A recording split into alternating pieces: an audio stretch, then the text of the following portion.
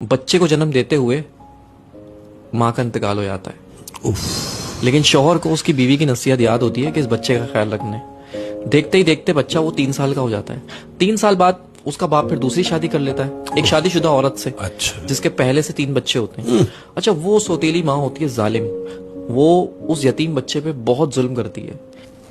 एक दिन ऐसा ही होता है, उस सौतेली माँ की फैमिली आती है दावत पे और वो यतीम बच्चा भी बैठ जाता है खाना खाने के लिए। तो वो यतीम बच्चा चावल गिरा देता है। तो उसकी सौतेली माँ उसको उठाती है, उसको 2 थप्पड़ मारती है और फिर उसकी चावल की प्लेट के साथ उसको बालकनी में बिठा देती है, सर्दियों की रातों में शीशा बंद करके, अपने बच्चों से हटा के। अब शौहर ऑफिस से आता है तो कहती है कि आप बैठे, मैं आपको खाना लगा देती हूँ। तो शौहर कहता है, भाई वो मेरे बच्चे, हमारे बच्चे कैसे हैं? वो कहती है वो बच्चे सो गए।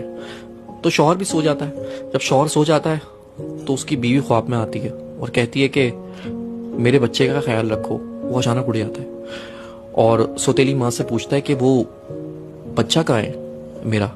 उसने बोला वो तो सो रहा है, आप बेफिक्र होकर सो जाए। वो सो गया, बच्चे सो रहे सारे एक साथ। फिर वो सो जाता है उसका मियाँ। फिर उसके ख्वाब में उसकी बीवी आती है कि देखो मैं कह रही हूँ मेरे बच्चे का ख्याल रखो। तो फिर उठ जाता है और फिर उससे पूछता है कि वो बच्चा कहाँ है, बच्चे सब खैरियत से हैं? उसने बोला हाँ तुम्हारा बच्चा सो रहा है। फिर वो सो जाता है। तो फिर तीसरी बार वो बीवी उसके ख्वाब में आती है और कहती है कि अब तुम्हें ख्याल रखने की जरूरत नहीं है क्योंकि मेरा बच्चा मेरे पास आ चुका है। वो घबरा के उठता है और सौतेली माँ से पूछता है कि बच्चा कहाँ है मेरा? जाके देखता है कमरे में तो तीनों बच्चे सो रहे होते हैं, लेकिन वो बच्चा नहीं होता जो उसका सगा है। वो उसको पर याद आता है उसकी माँ को कि मैंने तो उसको बालकनी में बंद कर दिया था बाहर। हाँ। तो जैसे ही जाके वो बालकनी का शीशा खोलता है तो वो 3 साल का बच्चा चावल की प्लेट लेके और अपना मुंह घुटनों के अंदर दबा के